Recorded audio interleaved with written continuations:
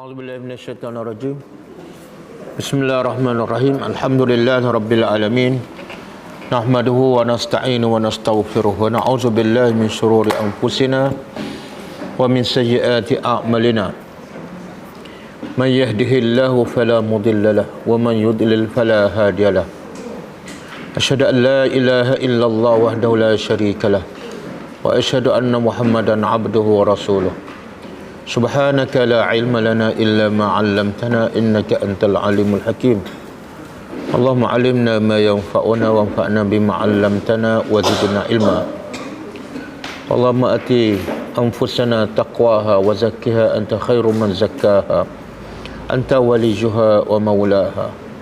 Rabbi yassir wa la tu'assir, Rabbi tammim bil khair, amma ba'du. InsyaAllah hari ini kita sambung kelas pengajian Al-Asma'ul Husna, nama-nama Allah yang baik, kajian nama Allah. Dan ini adalah mulai tahun ni dan juga bulan ni kita tukar kelas Al-Asma'ul Husna daripada hari Selasa kepada hari Rabu, dan daripada sekali sebulan menjadi 2 kali sebulan. Jadi insya-Allah kita akan adakan kelas ini setiap Rabu kedua dan Rabu keempat, pukul 10.30 insya-Allah.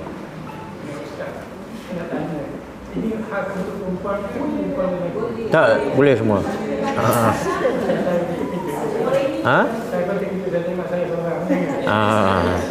Kebetulan pertama kali saya datang berjumpa dengan Ustaz lah. Dalam WhatsApp tu saya baca lah Ustaz. Jadi hari ini saya berazam saya kata jumpa dengan Ustaz. Masya Allah. Alhamdulillah. Dari mana? Saya pun belajar. Belajar 12. Abang mungkin terkejut sebab tengok seorang lelaki. Bagi saya dah biasa dah pemandangan ni. Okey. Takut saya silap lah. Tak betul. Boleh semua. Umum tu dia Umum. Semua. InsyaAllah minggu keempat kita tengok ada kawan-kawan.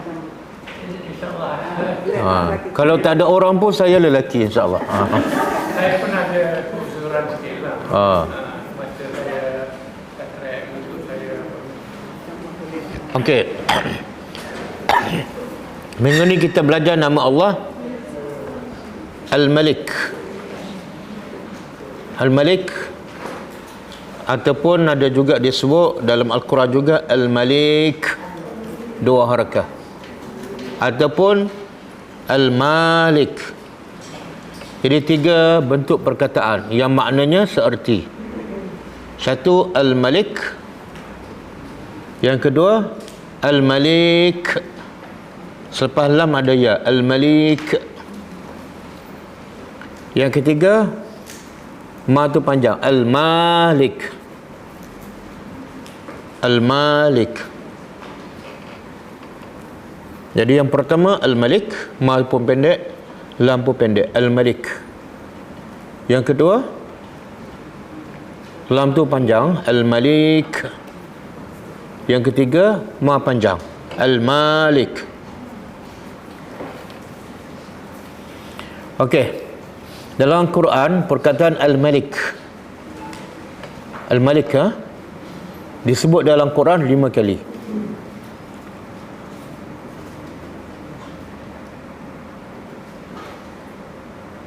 Antaranya ialah surah Al-Fatihah, Maliki Yaumiddin, Maliki Yaumiddin.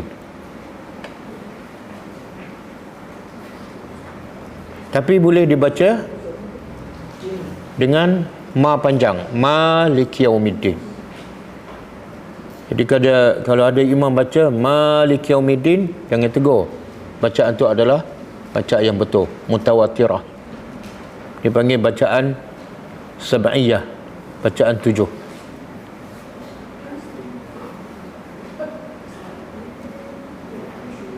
Okey, Maliki Yaumiddin.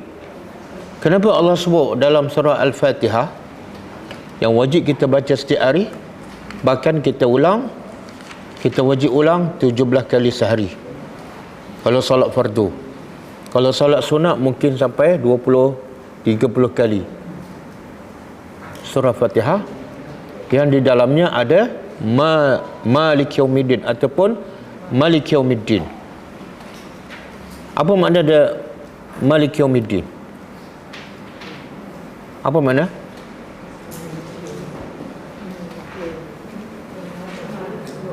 Yang Malik, raja ataupun yang menguasai. Yaum, hari. Ad-din, din, hari pembalasan. Assalamualaikum. Din, hari pembalasan.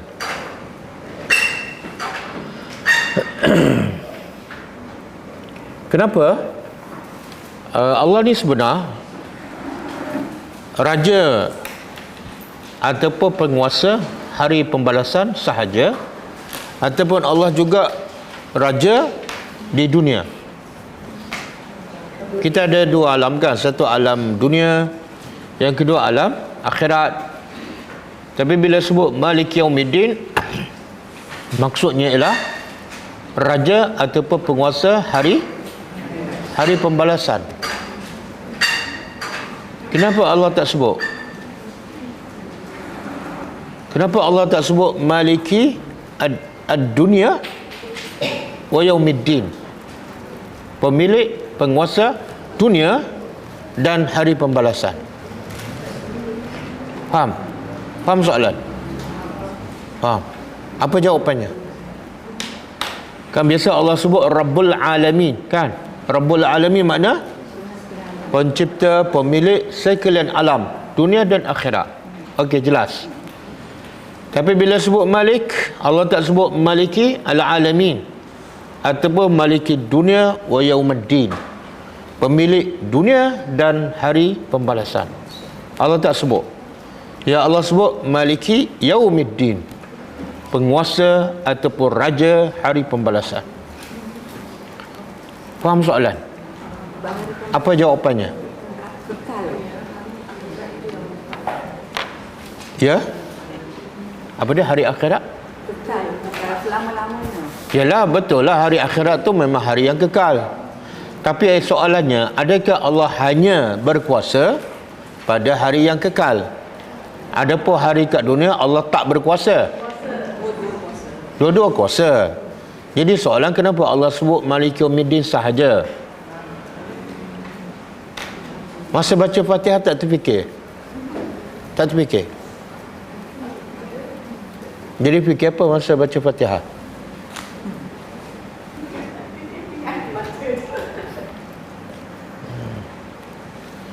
Sebabnya ialah Allah tak sebut Maliki ad-dunya, raja dunia, walaupun Allah sebenar pemilik dunia. Sebab kat dunia semua orang mendakwa dia juga raja. Dia berkuasa, dia boleh bunuh orang, boleh tangkap orang, boleh seksa orang, kan? Macam Firaun, raja-raja yang zalim. Jadi kat dunia ramai mendakwa dia raja, dia boleh buat apa-apa saja. Jadi kalau Allah kata Allah juga raja di dunia, ramai orang tak iktiraf. Dia kata kalau Allah raja di dunia, kenapa manusia boleh buat ikut suka dia aja? Boleh bunuh sana, tangkap sana, kan? Pecat orang tu, lantik orang ni. Seolah nampak macam Allah tak bukan raja di dunia, kan? Jadi sebab itu Allah tak sebut Allah raja di dunia, sebab masing-masing mendakwa dia juga raja, dia boleh buat apa yang dia suka. Sebab Allah memang jadikan dunia tempat ujian. Bila tempat ujian, mesti Allah bagi pilihan untuk manusia buat apa saja dia suka. Sebab dunia adalah pilihan.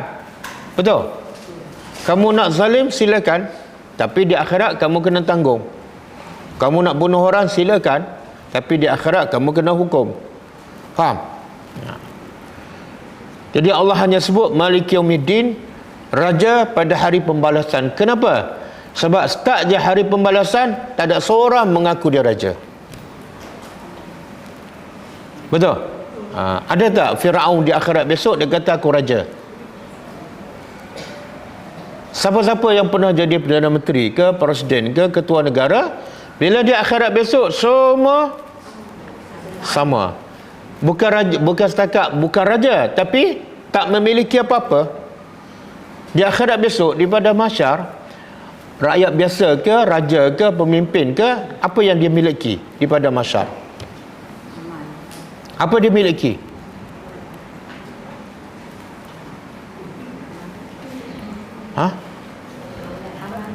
Lah, dia tak memiliki apa-apa. Kan dia bangkit dalam keadaan bogel.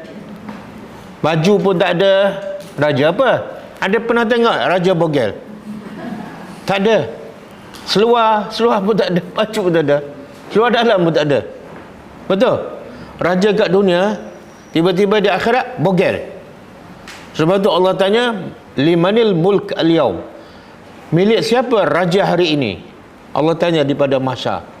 Depan tu ada yang pernah jadi raja kat dunia, mungkin berpuluh tahun. Pernah jadi Perdana Menteri berpuluh tahun. Bila Allah tanya, milik siapa raja hari ini? Semua diam. Semua tak jawab. Sebab apa? Nak mengaku raja, bogel, baju pun tak ada. Maka Allah jawab, lillahi al-wahidi al-qahhar.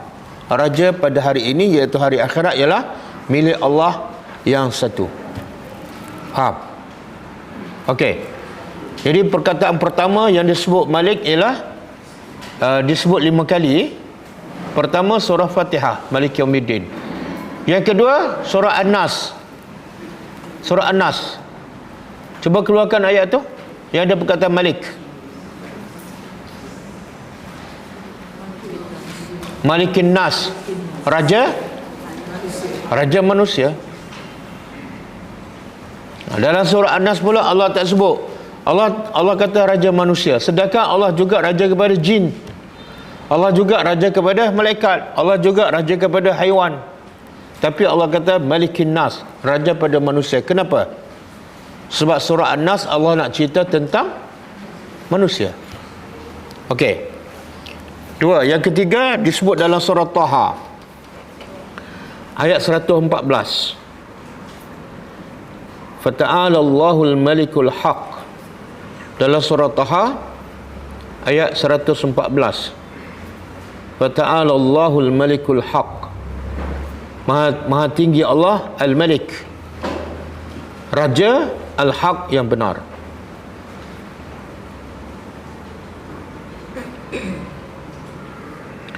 Dan juga disebut dalam surah Al-Jum'ah.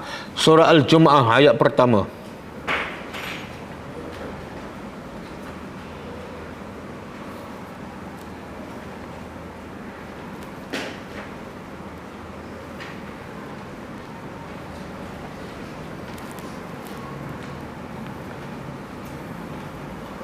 Okey, kalau Malik itu Malik, kalau Malik mim lam ya kaf, Malik disebut dalam surah apa? Surah Al-Qamar.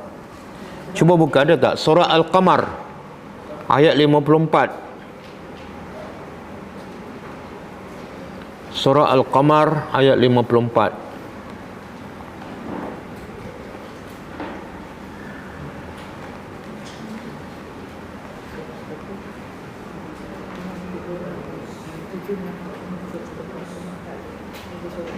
Surah 54 ayat 54.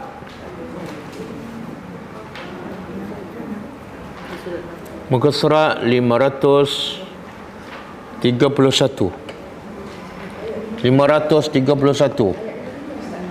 ayat 54 dan 55.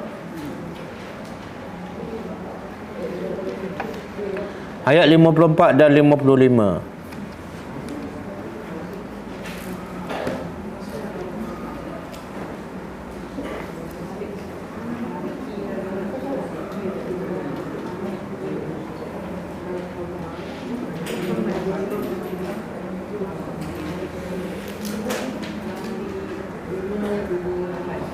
Ada? Jumpa Malik. Dia tulis macam mana? Mim, lam, ya, kaf. Baca dia Malik. Apa makna dia? Sama dengan Malik, yang menguasai. Kalau terjemahan apa dia? Ayat 54 Allah kata, innal muttaqina, sesungguhnya orang-orang yang bertakwa fi jannatin wa nahar, dalam syurga dan sungai. Jadi Allah nak beritahu yang masuk syurga dan ada sungai di bawahnya hanyalah orang yang bertakwa. Jadi siapa bertakwa boleh masuk syurga, walaupun dia orang miskin, walaupun dia tinggal kat kampung. Dan siapa tidak bertakwa, dia masuk neraka, walaupun dia orang kaya. Jadi kemuliaan manusia bukan terletak pada harta, pangkat, keturunan, tapi terletak pada takwa. Inna akramakum indallahi atqakum. Orang paling mulia di sisi Allah orang paling bertakwa. Betul? Semua kita tahu orang paling mulia di sisi Allah orang paling bertakwa. Tapi yang semua tahu tu pun kebanyakannya nak jadi orang bertakwa ke nak jadi orang kaya?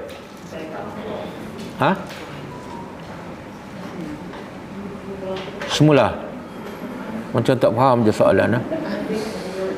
Orang yang paling mulia di sisi Allah, orang bertakwa ke orang kaya? Takwa. Betul? Jadi kita nak jadi orang bertakwa ke nak jadi orang kaya?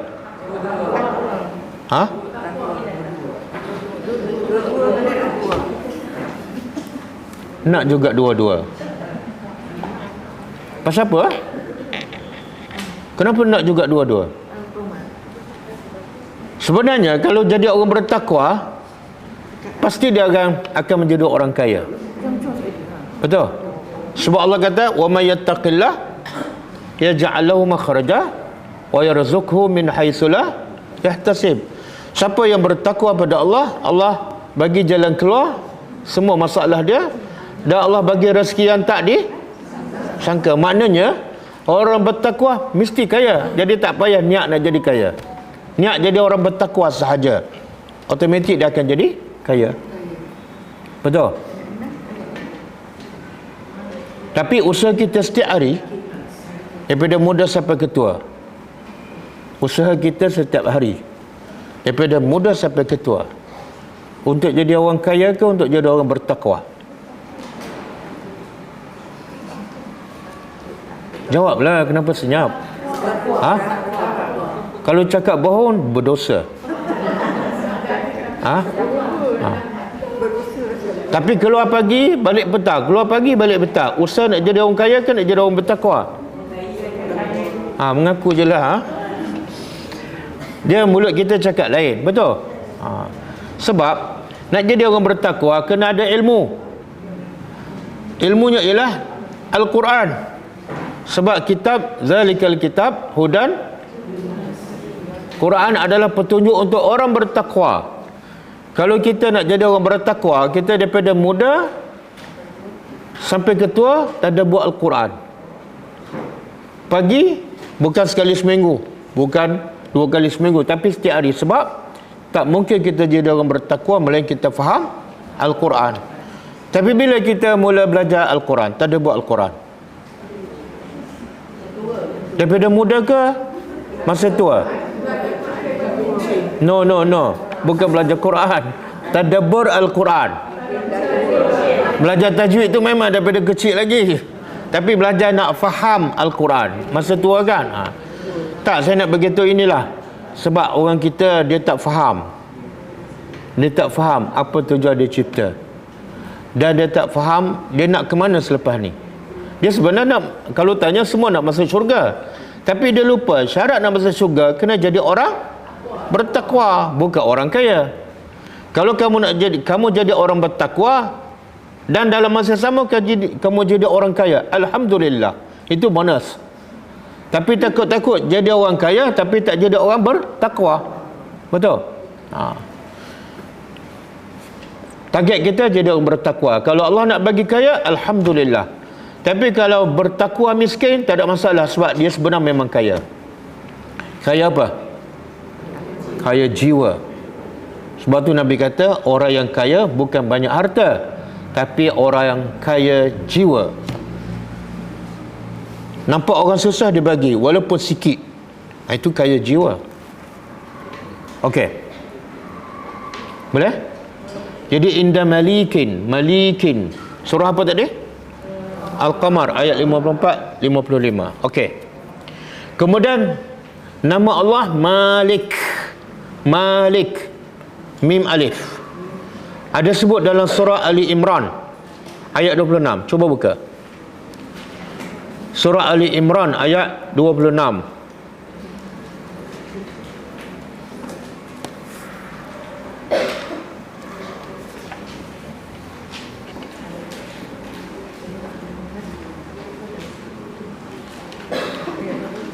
Ali Imran ayat 26. Muka surat 53.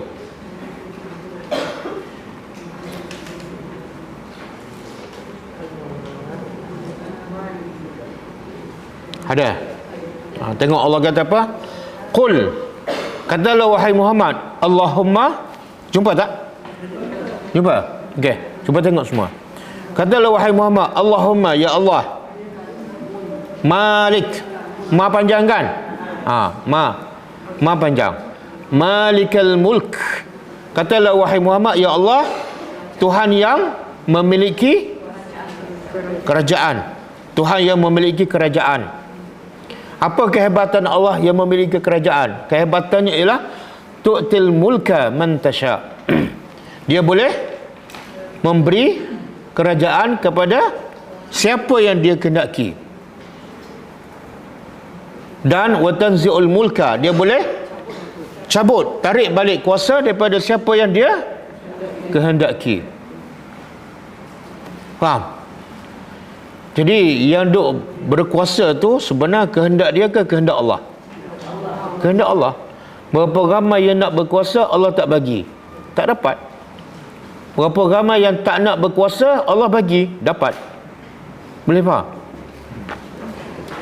Kalau kita tengok sekarang dalam politik kita sekarang kan, siapa sekarang jadi PM? Kan, ramai orang tak nak kan? Ramai orang tak nak dia. Daripada dulu orang sekat dia macam-macam, betul?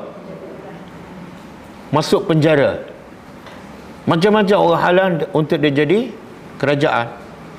Lepas tu sekarang dia kursi parti dia pun tak banyak. Kursi parti dia tak banyak, kursi parti orang lain lagi banyak. Tapi kenapa dia naik? Kenapa dia naik jadi PM? Allah nak. Faham tak? Habis. Itu akidah orang beriman. Bila Allah nak, redha je lah. Boleh faham? Ini tak ada kaitan dengan politik, cuma saya nak bagi tahu lah kan. Kadang-kadang orang kita tak boleh nak terima. Kalau orang tu naik, kena yakin Allah yang naikkan. Kamu nak sekat macam mana, dia tetap naik. Okey. Kemudian wa tu'izzu man tasha, Allah memuliakan siapa yang dia kehendaki dan dia merendahkan siapa yang dia kehendaki. Betul tak? Dulu ada orang Allah muliakan dia, sekarang Allah jatuhkan dia. Betul? Tak boleh buat apa. Kemudian biadikal khair, wahai Tuhan, di tangan engkau lah segala kebaikan. Apa maksud di tangan engkau segala kebaikan? Apa maksud? Di tangan engkau segala kebaikan. Ini kebaikan. Kebaikan di tangan engkau. Makna apa?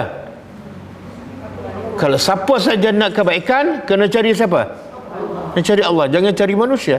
Sebab kebaikan bukan di tangan manusia. Kadang-kadang kebaikan di tangan kita kan. Kita cari, kita dapat, tengok-tengok hilang. Betul? Tengok-tengok jatuh. Jadi Allah nak beritahu, kalau kamu nak kebaikan, jangan cari pada manusia, carilah pada Allah. Ramai tak manusia cari kebaikan daripada manusia? Ramai kan? Okey. Innaka ala kulli syai'in qadir. Sesungguhnya engkau atas setiap sesuatu maha. Okey. Sekarang kita dah jumpa tiga-tiga perkataan. Al-Malik, Malik dan Malik. Okey?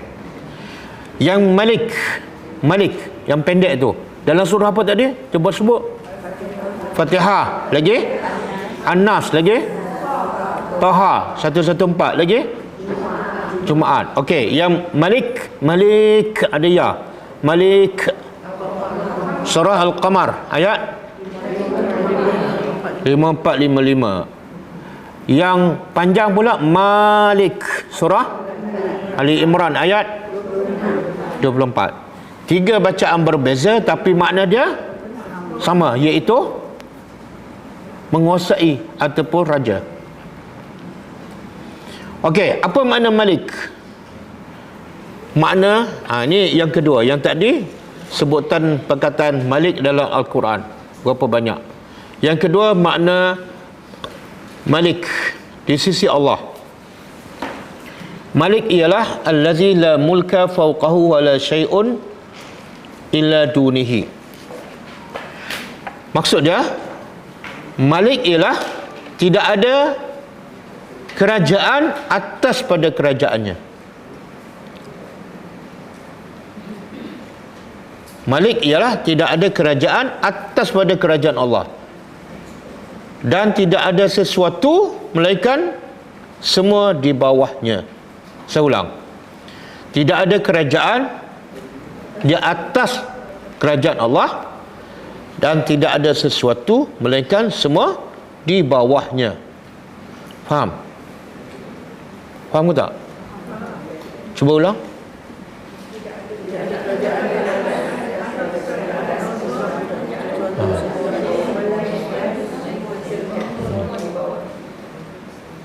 Maknanya Malik ialah, kalau Allah sebagai Malik, bila sebut Allah sebagai Malik, tidak ada lagi kerajaan atas tu. Semua kerajaan bawah dia. Okey? Dan tidak ada sesuatu, semua duduk kat bawah. Boleh faham? Makna apa? Kerajaan manusia ni hebat macam mana pun, kuat macam mana pun, lama macam mana pun, tetap berada di bawah kerajaan Allah. Contoh, kerajaan Fir'aun kuat tak? Kerajaan Mesir memang terkenal kuat masa tu. Ada dengan tenteranya ratusan ribu, dan ada tukang sihirnya beribu-ribu. Dia boleh bunuh siapa saja. Anak lelaki Bani Israel dia bunuh dengan kejam. Isteri dia beriman pun dibunuh dengan kejam. Tapi akhirnya jatuh tak? Siapa yang jatuhkan dia? Kerajaan yang di atasnya. Dan Allah jatuhkannya di mana? Hanya menggunakan air. Allah tak perlu guna tentera yang hebat daripada malaikat ke, tak. Allah nak hancurkan kerajaan Fir'aun yang kuat dan ramai bilangan tentera. Allah rancang supaya mereka pergi ke laut, lepas tu Allah tenggelamkan, habis. Faham? Dan yang lawan Fir'aun siapa? Musa. Musa ada apa? Musa ada kerajaan? Tak ada. Ada tentera? Tak ada. Pengikut Musa ialah Bani Israel yang dihina oleh Fir'aun, yang dizalimi. Tapi akhirnya Musa yang lemah itu, kerajaan yang pun tak ada, akhirnya selamat. Fir'aun yang ada kerajaan besar, akhirnya tak selamat. Okey, itu makna Malik. Okey, nanti kita tengok bincang apa kesan bila kita beriman dengan nama Allah Al-Malik. Okey, kata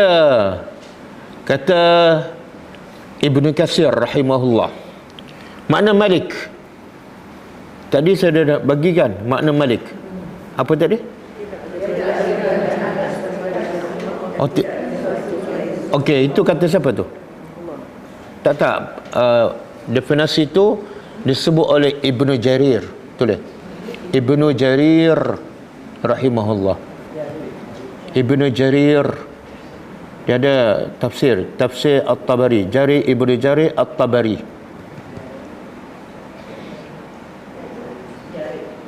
Jarir, Jarir.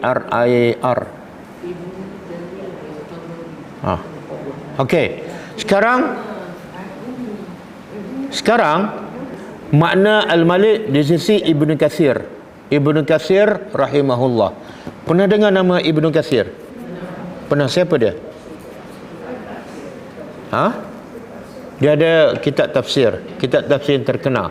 Apa nama kitab tafsirnya? Nama dia lah Tafsir Ibnu Katsir. Okey, kata Ibnu Katsir rahimahullah, raja ataupun malik ialah yang memiliki setiap sesuatu dan berkuasa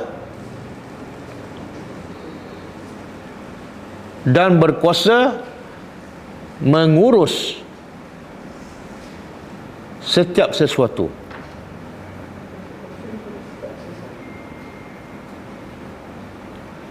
Jadi kalau ikut Ibn Katsir, raja apa makna?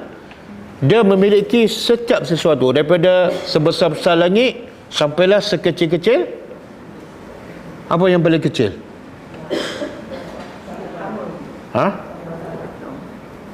Apa-apa je lah, semut ke apa ke, semua dia pemilik.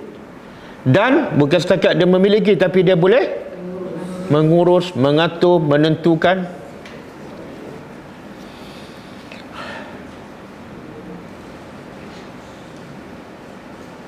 Contoh, bila Nabi Musa dikejar oleh Fir'aun, yang mencipta laut siapa? Allah. Kemudian bila Allah nak Musa dan kaum Bani Israel selamat, Allah buat apa dengan laut tu? Allah suruh Musa pukul laut dengan tongkat. Jadi laut tu itu pertama, Allah mencipta laut dan Allah memiliki. Yang kedua, Allah boleh menguruskan laut, daripada laut menjadi lebuh raya, lorong. Api, Allah mencipta api dan Allah boleh menguruskan api yang panas boleh menjadi sejuk. Bila tu? Ketika Nabi Ibrahim AS dicampak. Itu sebab apa? Allah cipta dan Allah boleh jadikan api yang sangat panas tiba-tiba sejuk, sebab Allah raja. Okey. Kita boleh tak jadikan api kat dapur, jadilah kamu sejuk?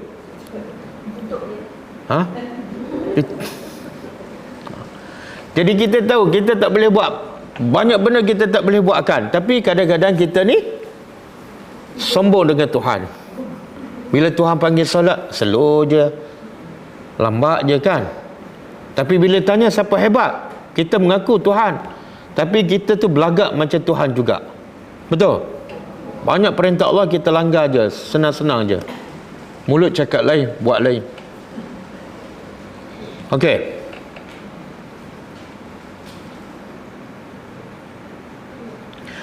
Dan kata Ibnu Qayyim rahimahullah, nama Malik, nama Allah Al-Malik ni menunjukkan bahawa sifat Al-Malik ni menunjukkan Allah memiliki semua sifat yang sempurna. Saya ulang. Nama Allah Al-Malik menunjukkan Allah memiliki semua sifat yang sempurna. Kalau tak, dia tak layak jadi Malik. Saya ulang. Nama Malik menunjukkan Allah memiliki semua sifat yang sempurna, baru dia layak jadi Malik. Okey. Apa sifat yang sempurna? Hidup. Nak jadi raja mesti hidup, betul? Qudrah. Nak jadi raja mesti ada qudrah. Apa makna qudrah? Kuasa. Ada tak raja yang tak ada kuasa? Tak ada. Nak jadi raja mesti ada sam'un, mendengar. Kalau mana ada raja pekak kan? Nak jadi raja mesti boleh basar, boleh melihat. Nak jadi raja mesti ada ilmu. Jadi sifat raja tu menuntut untuk Allah memiliki semua sifat yang lain. Boleh faham? Ialah kalau manusia pun kalau nak jadi raja mesti yang sehat, yang boleh mendengar, yang boleh bercakap, yang boleh melihat, betul? Yang ada kuasa. Kalau lembek je di atas kursi je, cakap pun orang tak dengar, tak boleh jadi raja lah. Maka Tuhan lagi hebat. Okey. Dan raja juga dia boleh perintah, dia boleh larang, dia boleh bagi rezeki, dia boleh tarik rezeki. Itu makna raja.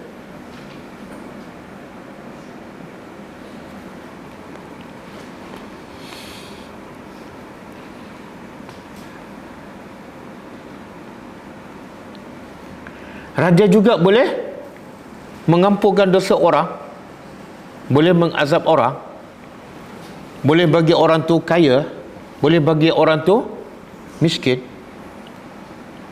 Jadi raja ni, sifat raja sangat-sangat besar dan luas. Kalau kita beriman, kita akan jadi orang yang apa dia? Tenang je hidup. Kalau kita beriman dengan nama Allah Al-Malik, hidup kita akan tenang. Walaupun berdepan dengan orang paling jahat, dengan musuh ke, kita hidup tenang. Sebab apa? Bersama kita ialah yang lagi hebat daripada musuh tu.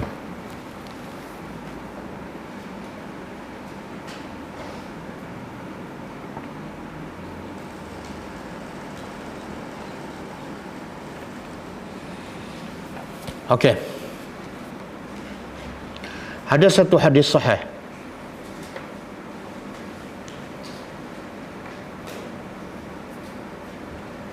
Hadis sahih riwayat Muslim,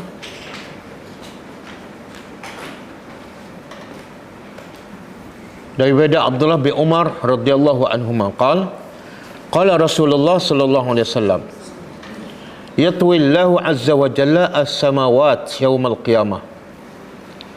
Allah menggulung ataupun melipat langit-langit pada hari kiamat. Langit besar ke? Besar. Tapi Allah gulung. Ada hadis menyebut Allah menggulung dengan jarinya. Kemudian summa yakhuzhun. Lepas Allah lipat langit-langit, Allah mengambilnya biyadihil yumna, dengan tangan kanannya. Summa yaqul. Kemudian Allah berkata di hari akhirat, Anal Malik, akulah raja. Ainal Jabbarun, mana orang-orang pemimpin yang jahat dan zalim? Datang sini.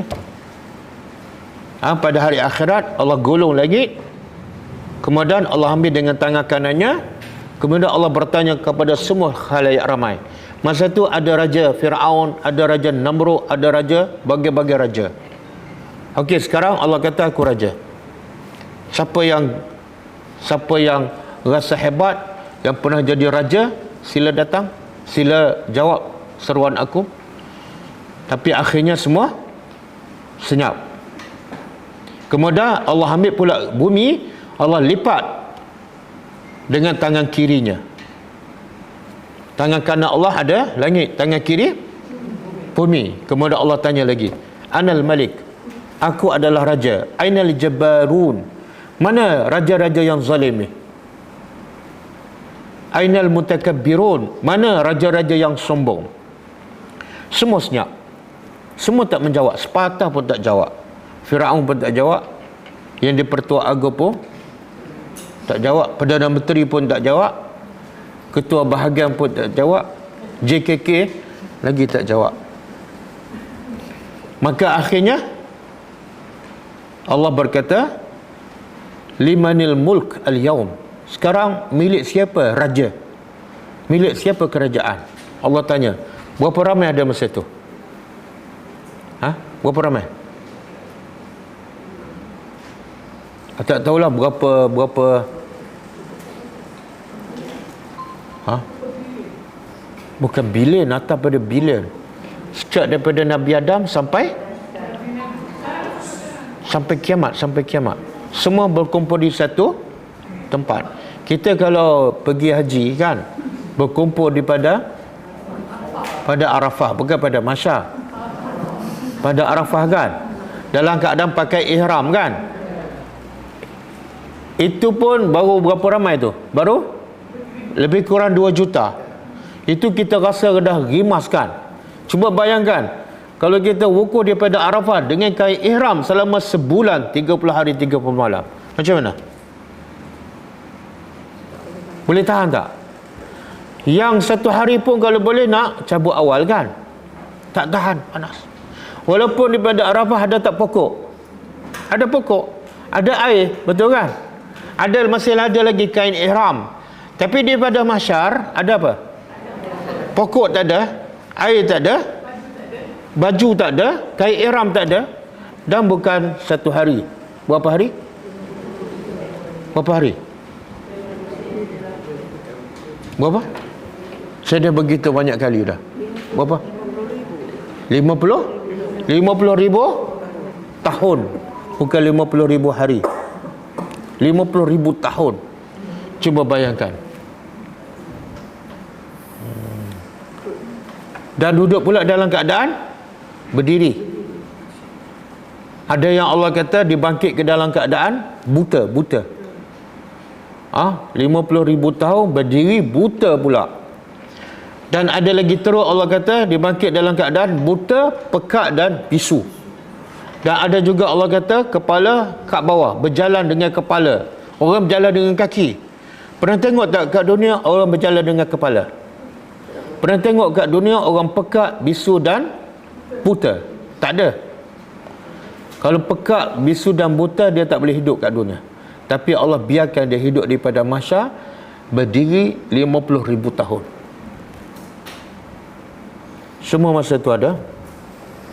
Saya ada soalan berkenaan dengan Ustaz kata tangan kanan tangan ini. Jadi bagi pahaman saya, Tuhan tak menempuri manusia. Ya. Jadi kita tak boleh membayangkan tangan dan tangan. Ya. Begitu saja saya nak pahaman. Betul tak Ustaz? Semua dah jelaskan. Allah dalam hadis Nabi sebut biyadihi, dengan tangannya al-yumna, kanan. Jadi bila Nabi sebut tangan kanan, kita kena sebut tangan kanan. Jangan ubah. Tapi kita kena tambah laisa kamitsli syai'un. Apa yang disebut pada Allah, walaupun sebut tangan ke, muka ke, jari ke, dia tak mungkin sama dengan tangan manusia. Tak mungkin sama. Sebab Allah Maha Suci, Allah Tuhan, kita manusia. Jangan samakan. Siapa yang samakan tangan Allah dengan tangan manusia, dia kafir. Okey? Tapi boleh tak kita tukar makna? Tangan kita tukar makna kuasa? Tak boleh. Sebab Allah sebut tangan-tanganlah. Jangan kita lebih pandai pada Tuhan. Nabi sebut tangan-tanganlah. Cuma tangan yang selayak bagi Allah dan tak sama dengan manusia. Okey. Dia macam muka lah. Muka manusia dengan muka Allah pasti tak sama kan? Bukan kita dengan Allah je, kita dengan haiwan. Muka kita dengan muka gajah sama tak? Tak sama dah. Berbeza makhluk, berbeza. Lepas tu kuali ada muka tak? Muka kuali ada kan? Sama tak dengan muka kita? Dah tak sama dah. Kuala ada muka, tak sama dah. Muka pintu, tak sama. Jadi bila berbeza makhluk, berbeza zat, berbezalah bentuk dan rupanya. Okey.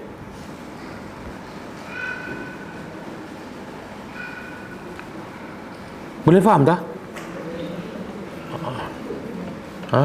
Yang 50,000 tahun tu keadaan ni semua lebih kurang sama ke macam kalau orang bertakwa dia lain sikit?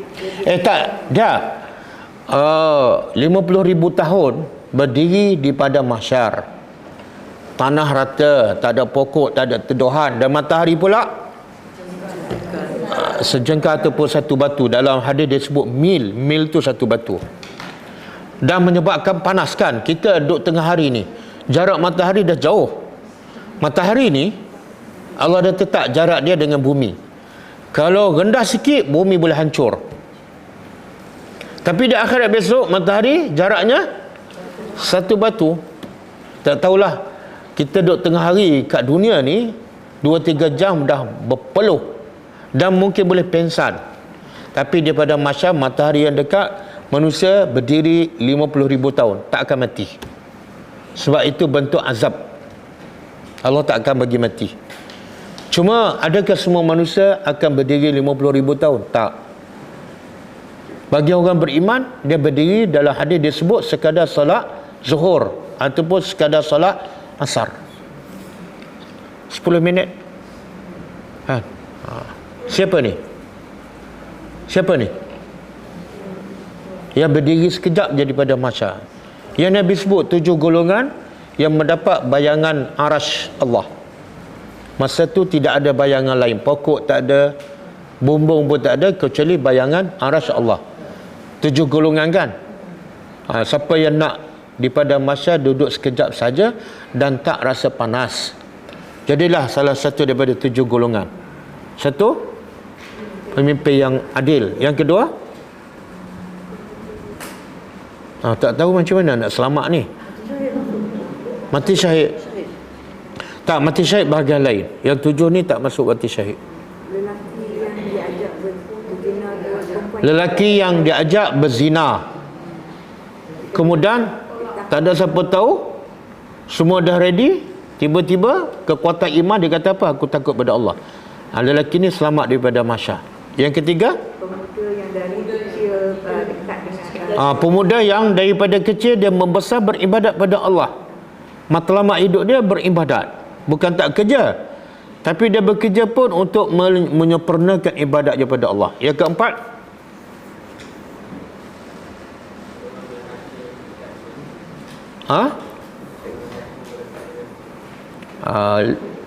lelaki yang hatinya tergantung kat masjid. Hati dia tergantung kat masjid. Macam lampu lah. Lampu bila tergantung kat masjid, selalu duduk kat situ ke ataupun orang buka pasang? Begitulah orang beriman. Hati dia selalu duduk kat masjid. Kalau duduk kat masjid tak nak keluar, bila keluar nak pergi. Yang kelima, dia orang yang berzikir sorang-sorang sampai menangis. Kalau berzikir ramai-ramai tak masuk. Nampak macam senang tapi susah kan?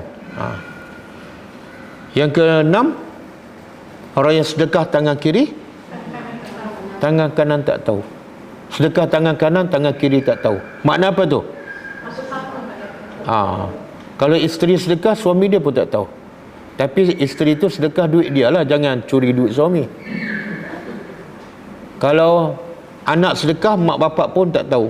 Kalau kawan sedekah, sahabat baik dia pun tak tahu. Yang ketujuh,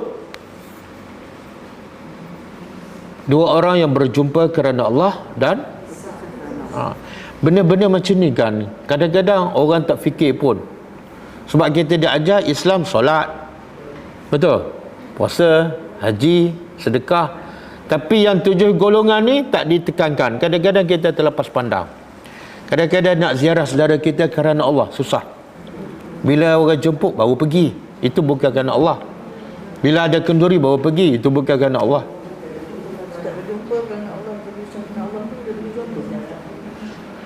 Berjumpa kerana Allah dan berpisah kerana Allah. Contohlah, saya nak pergi ziarah sahabat saya, walaupun jauh dan tak ada apa-apa tujuan, semata-mata nak tanya khabar, apa khabar, macam mana keadaan keluarga kamu, kan? Itu je. Itu kerana Allah. Dan sampai habis masa kita berpisah pun kerana Allah. Contohlah, kita kadang-kadang ada misi dakwah kan, kita pergi ziarah asnaf, dia tak jemput kita dan kita pun tak ada kepentingan, dia tak bagi duit pada kita, tapi kita pergi ziarah dia kerana Allah. Lepas tu dah habis perjumpaan, berpisah pun kerana Allah. Benda ni bukan budaya kita kan. Budaya kita jumpa bila dijemput, jumpa bila ada kenduri, betul? Okey.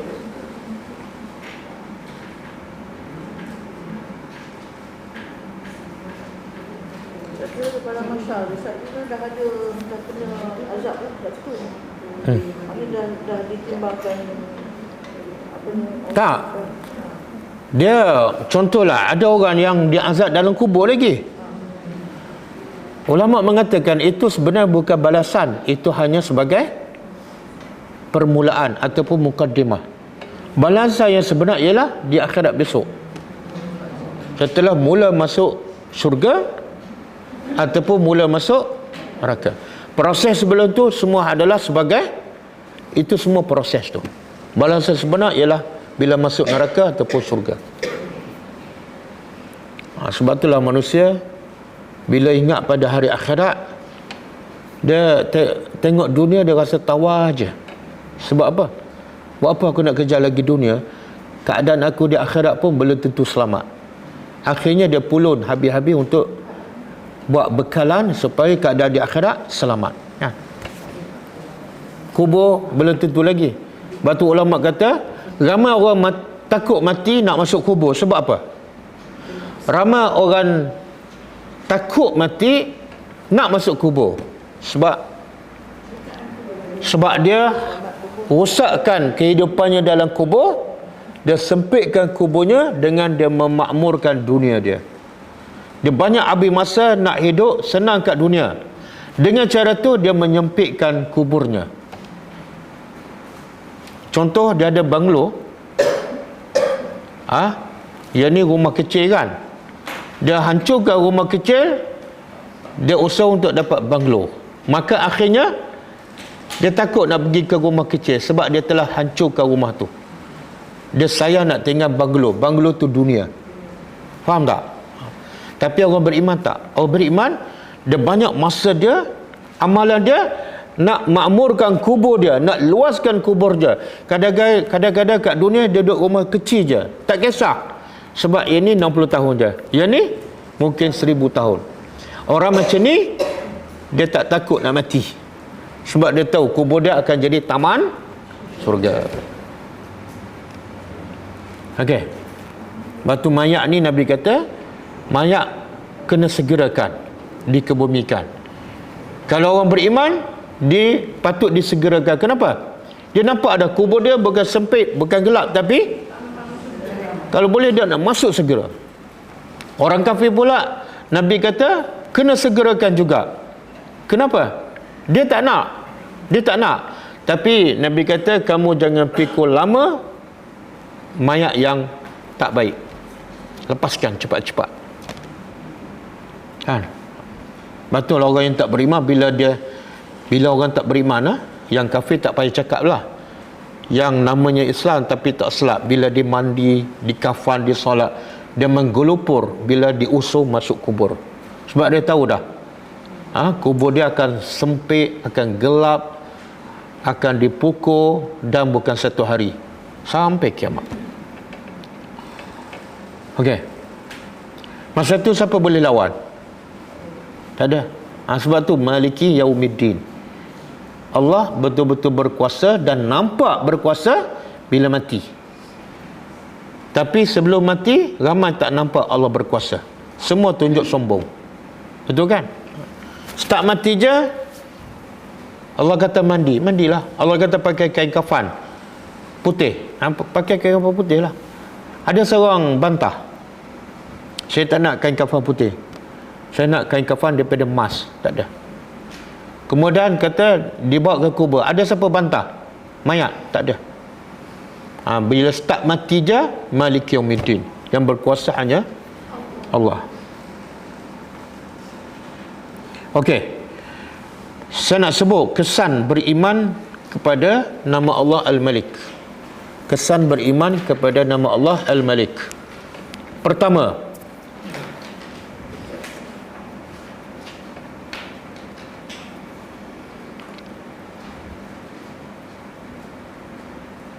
mentauhidkan Allah. Mentauhidkan Allah Azza wa Jalla dan hanya beribadat kepadanya sahaja. Mentauhidkan Allah Azza wa Jalla dan hanya beribadat kepadanya sahaja.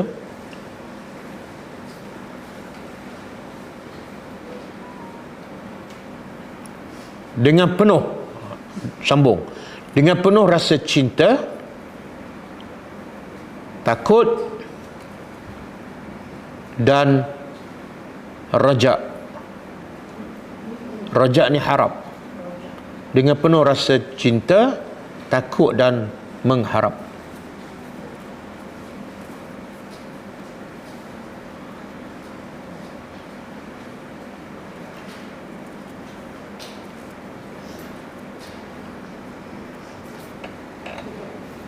Okey. Jadi kesan pertama beriman dengan nama Allah Al-Malik apa dia? Kita akan hanya mentauhid, mengesakan Allah dan sembah dia sahaja. Kenapa kita hanya mentauhidkan Allah dan sembah dia saja?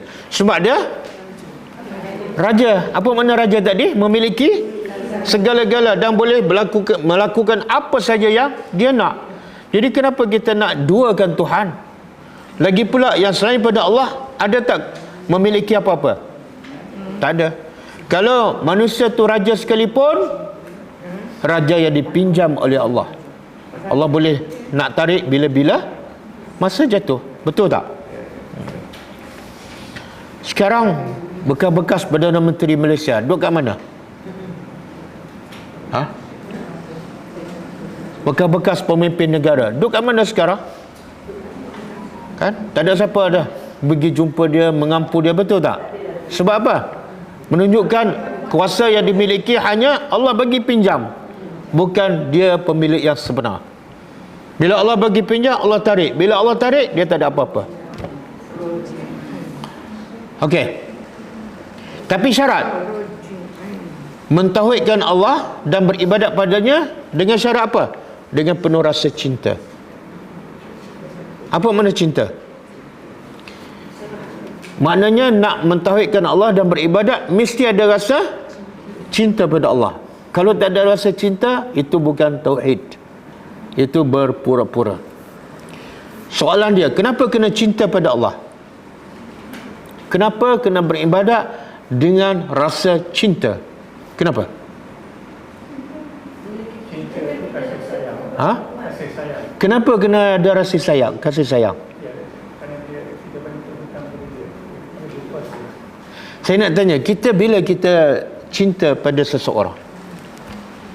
Bila? Yelah, bila kita suka.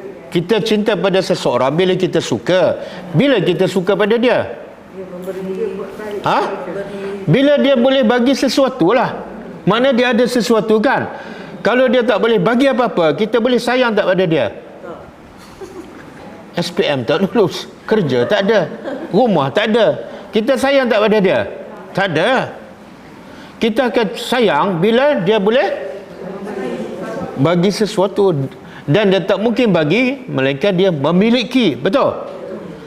Jadi kalau manusia yang boleh bagi sesuatu, walaupun tak semua pun dia bagi, dan sikit pun, itu pun kita cinta. Ini Allah memiliki segala-gala dan Allah boleh bagi jauh lebih banyak daripada yang manusia bagi. Kenapa tak boleh cinta? Boleh faham tak? Sekarang kadang-kadang kita cinta pada orang, pada suami, dengan cinta pada Allah, mana lebih besar?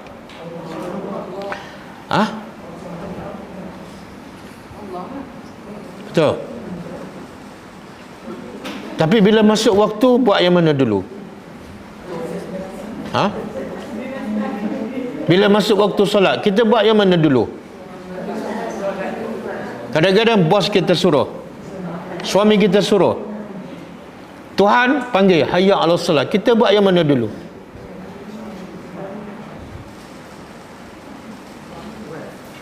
Kenapa semua senyap ni? Jawab lah. Apa dia?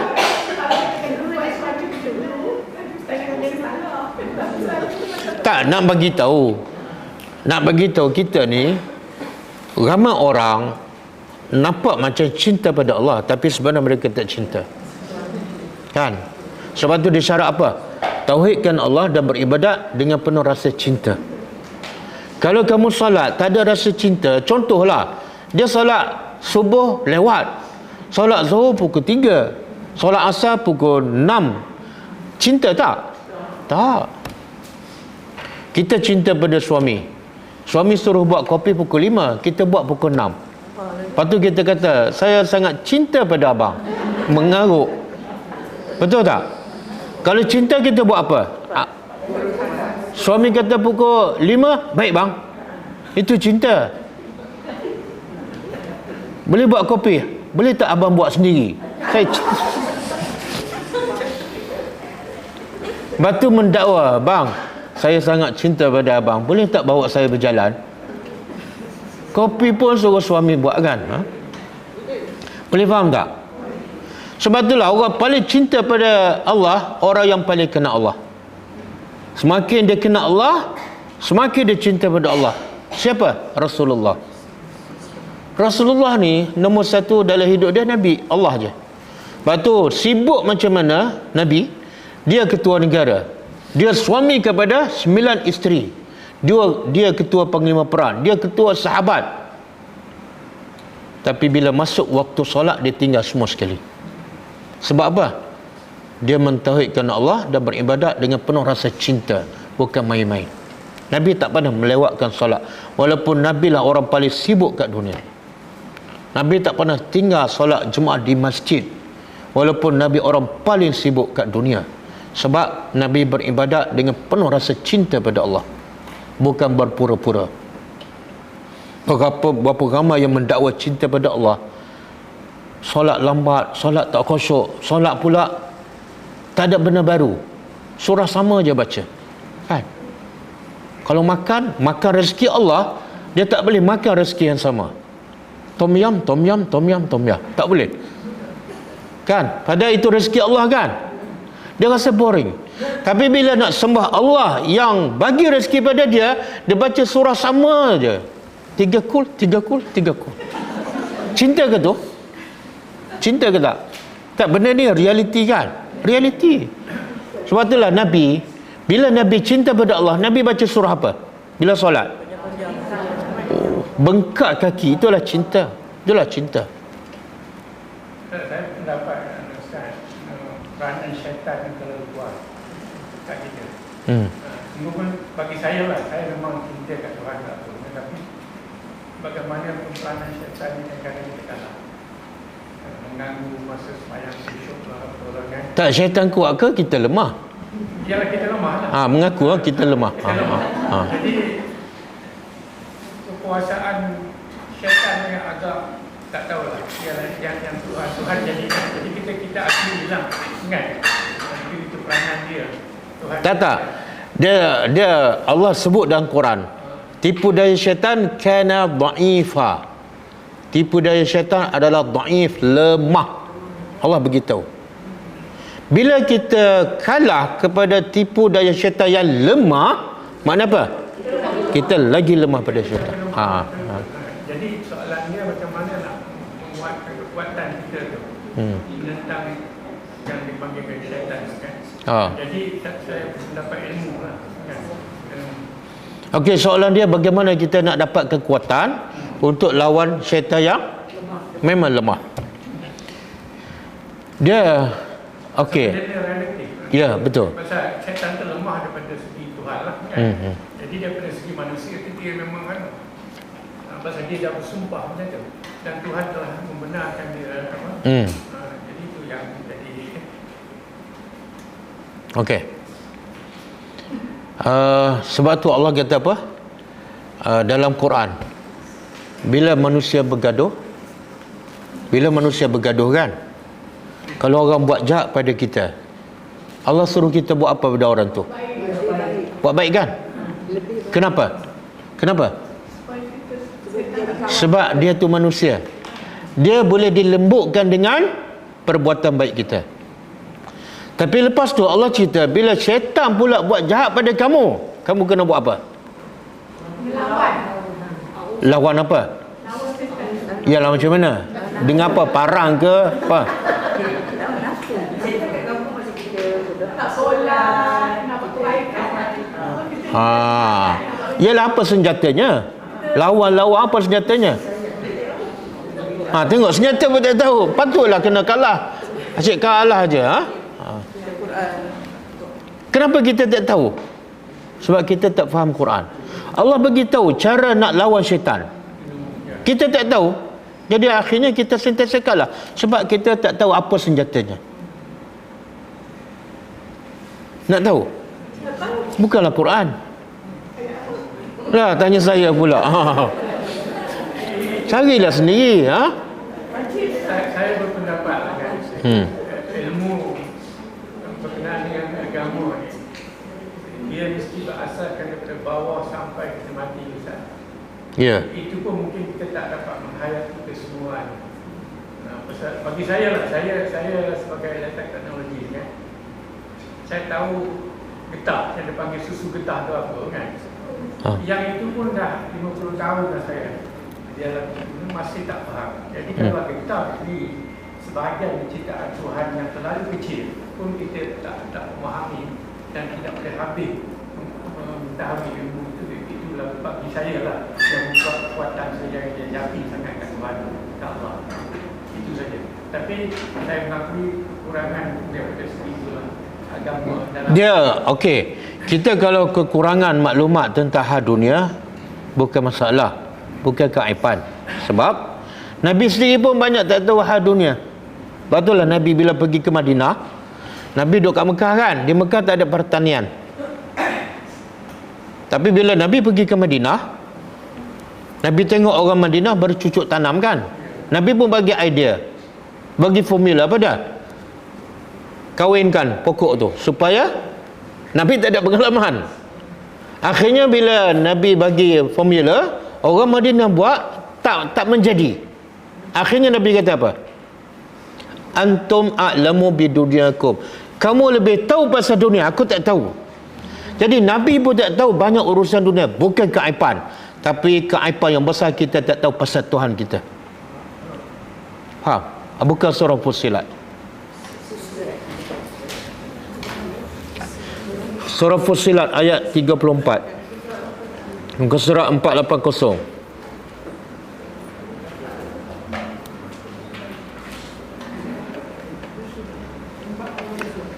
Fussilat muka surat 480.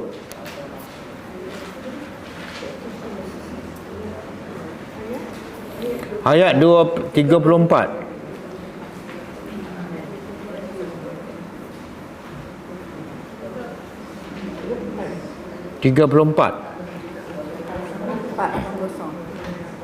Jumpa? Cuma tengok. Dah jumpa semua? Tengok Allah kata, wala tastawil hasanatu walas sayyi'ah. Tidak sama kejahatan, kebaikan dan tak sama. Kita pun tahu tak sama kan? Betul? Tapi Allah beritahu juga tak sama. Kenapa? Sebab ada orang rasa kejahatan lebih baik, kejahatan dengan kebaikan sama. Lagi teruk, ada orang kata kejahatan lebih baik daripada kebaikan. Buktinya apa? Dia buat kejahatan sihat wal afiah, dia buat kejahatan kaya. Yang ni buat kebaikan miskin. Jadi dia dalam kepala dia apa? Baik buat jahat. Allah kata tak sama. Kemudian Allah kata idfa' billati hiya ahsan. Maka tolaklah kejahatan dengan kalau orang buat jahat, kita kena buat baik. Kenapa? Sebab Nabi Allah beritahu, fa izal ladzi bainaka wa bainu adawatun ka'annahu waliyyun hamim. Kalau kamu buat baik pada orang buat jahat dan kamu ada permusuhan dengan dia, tapi dengan cara tu yang jahat akan menjadi baik. Boleh faham? Kalau orang buat jahat, kita buat jahat, apa jadi? Lagi jahat. Jadi sekarang kita nak dia jadi baik ke kita nak dia jadi jahat? Kena betul cara berfikir. Kalau aku nak dia jadi jahat, buat jahat balik pada dia. Dan aku pun akhirnya jadi jahat. Tapi cara Islam ialah fikir supaya orang jahat jadi baik. Bukan balas kejahatannya. Caranya ialah balas dengan kebaikan. Macam mana tu? Bila dia buat jahat, kita buat baik. Dia buat jahat, kita buat baik. Akhir sekali dia akan fikir apa? Dia akan fikir apa? Kenapa aku nak buat jahat pada orang yang buat baik pada aku? Teruk sangatlah aku ni. Betul tak? Akhir sekali mungkin kali ketiga, kali keempat, dia tak sampai hati nak buat jahat pada kita yang selalu buat baik. Akhirnya dia berubah. Betul? Siapa cakap ni? Allah. Percaya ke tak? Percaya. Tak percaya boleh jadi Rosak akidah ni. Faham tak? Ustaz, saya dah buat jahat, saya dah buat baik pada orang buat jahat, tapi tak jadi baik pun. Bukan Quran yang salah, kamu yang salah. Mungkin kamu buat tak ikhlas, mungkin kamu buat main-main.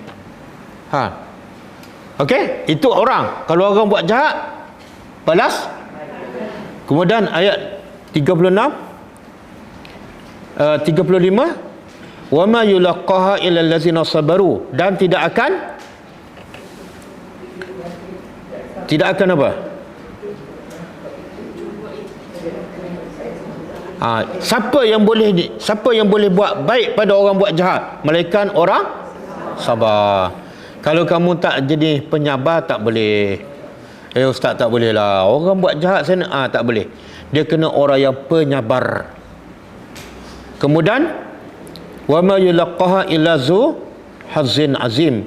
Tidak ada orang dapat melakukan kecuali orang yang mempunyai bahagian yang besar, kebahagiaan. Orang yang memang ada nasib kebahagiaan di akhirat. Orang yang akan buat baik pada orang buat jahat. Okey? Selesai cerita manusia dengan manusia. Lepas tu Allah cerita manusia dengan syaitan. Ayat 36.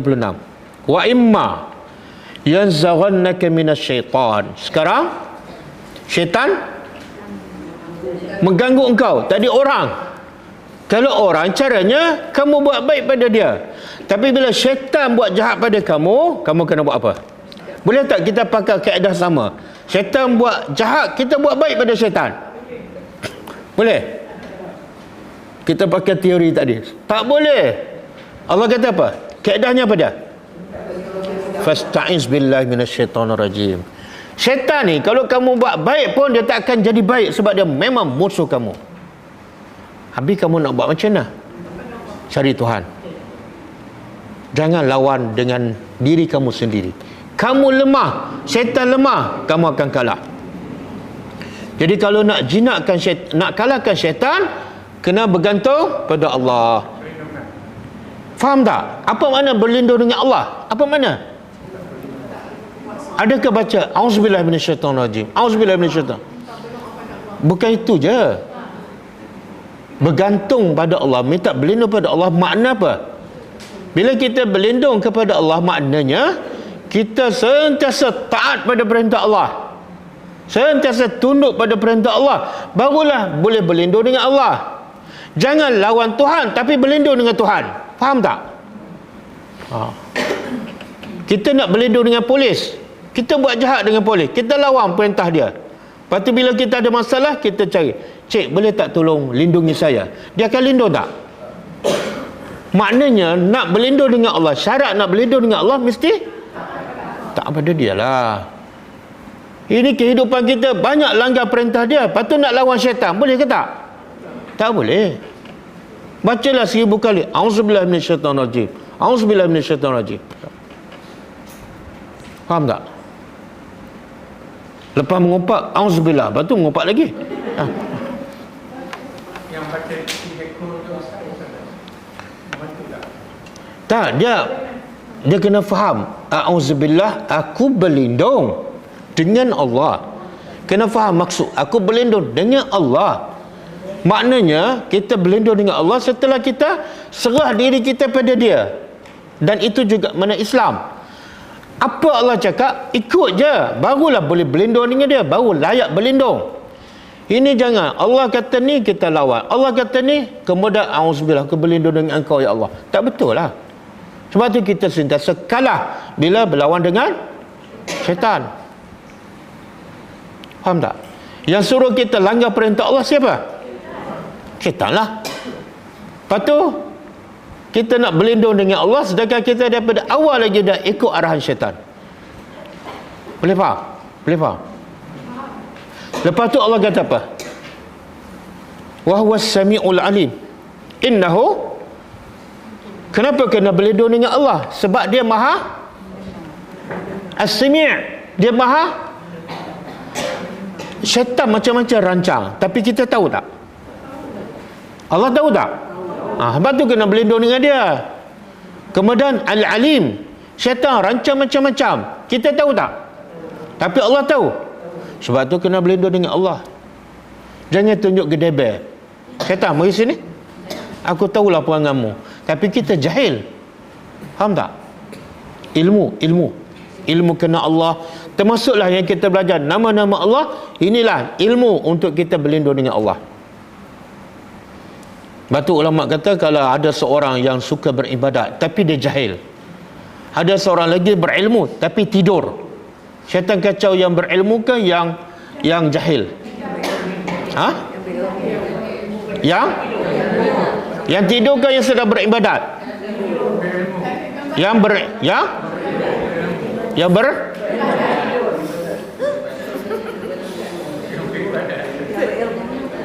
Semula ada dua orang, satu jahil tapi sedang solat, satu lagi berilmu tapi tidur. Syaitan nak kacau yang mana?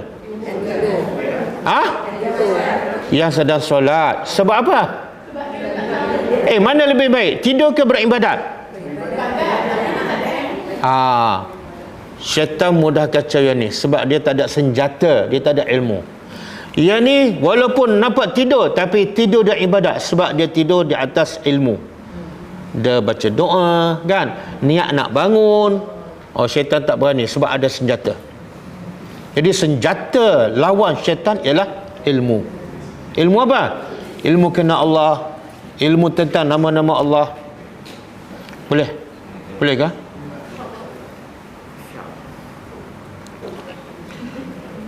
Okey. Yang kedua, kesan beriman dengan nama Allah Al-Malik. Sentiasa takut dan mengharap, hanya kepada Allah.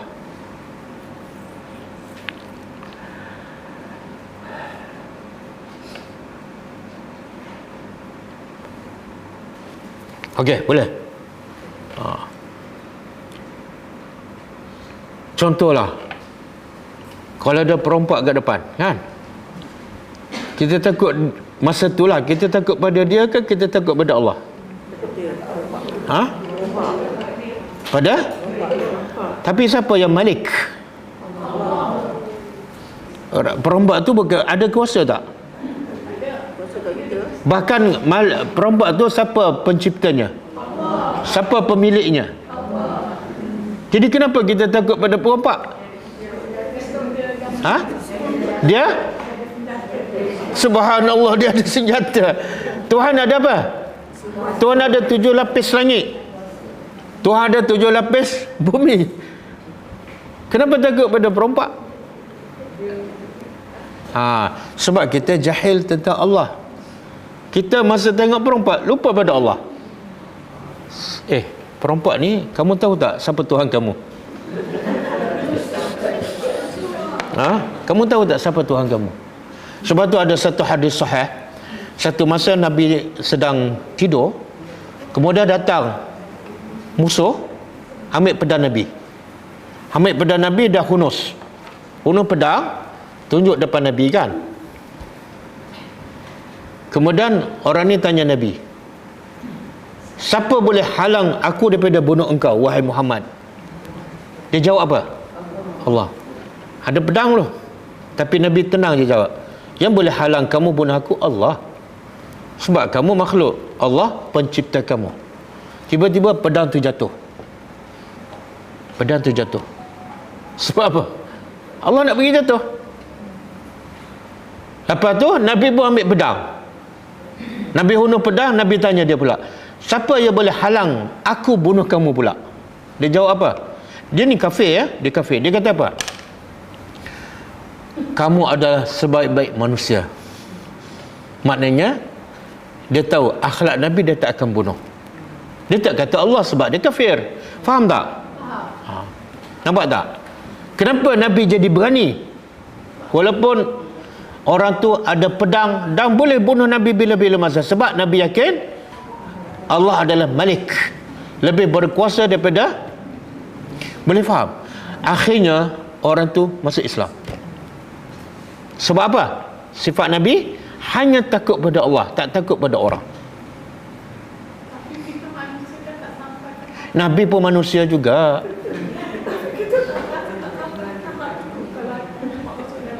Tak sampai tahap tu. Ha? Tak apalah, dah belajar habis semua dah nama-nama Allah 99. Ha, patutlah tak sampai tahap tu lagi. Ha? Ya Ustaz, saya pernah berdialog dengan Hindu masa student dulu. Kalau dia kata kalau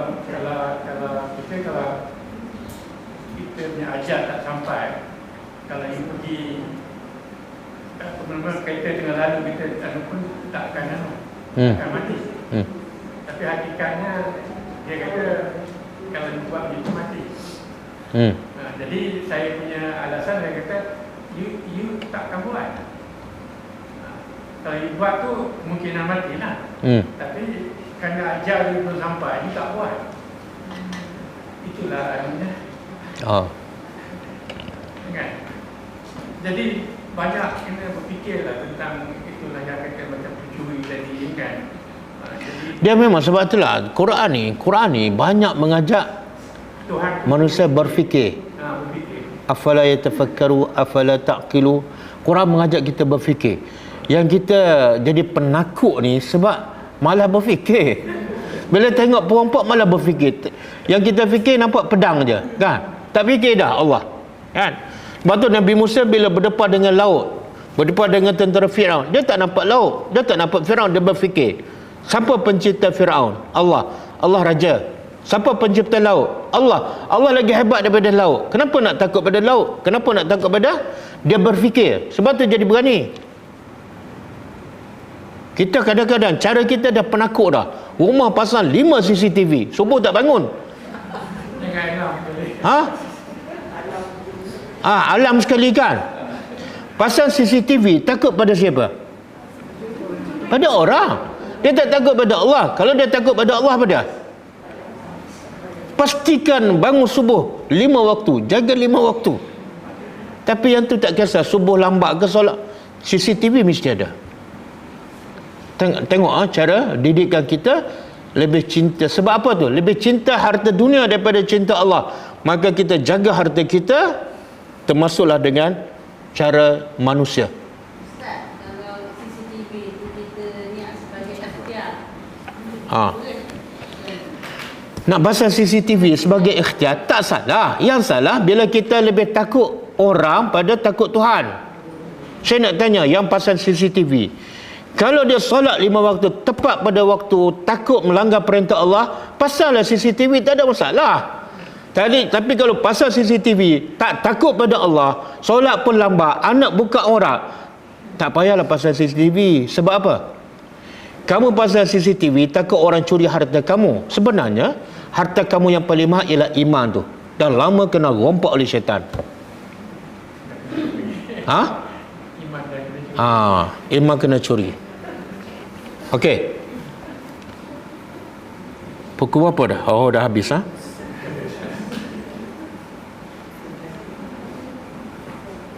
Cukup Cukup. Ada soalan? Habis Ustaz kan disambung. Nanti kita masuk tajuk nama lain, tapi kita sambung sikit yang ni. Kelak akan datang. Kita jumpa Rabu yang ke-4. InsyaAllah dekat Dewan. InsyaAllah. Ini live ni dia pancar tepat pengantin lah. Nanti pelajar tanya, Ustaz nak kahwin ke? Dah jadi bilik nikah. Iya ke? Oh. Tak tanya Mengatakan saya buat nikah. Jadi kita nak satukan tempat. tak tanya aja Ustaz cakap untuk amalan yang Allah mengajar dengan lalu. Tak ada pernah kata tak ada wajib kata untuk kali untuk subuh. Hadiah tapi dhaif. Tak ada. Maknanya 3 kali. Nak baca 3 kali boleh, 6 kali boleh, tapi jangan hadkan, jangan tetapkan 7. Oh jangan tetap. Ada buat 3 je lah. Boleh je. Okey, kita tutup dengan baca tasbih kafarah. Subhanakallahumma wa bihamdika asyhadu an la ilaha illa anta astaghfiruka wa atubu ilaik. Assalamualaikum warahmatullahi wabarakatuh. كتاب الله ترق جنانه وتنل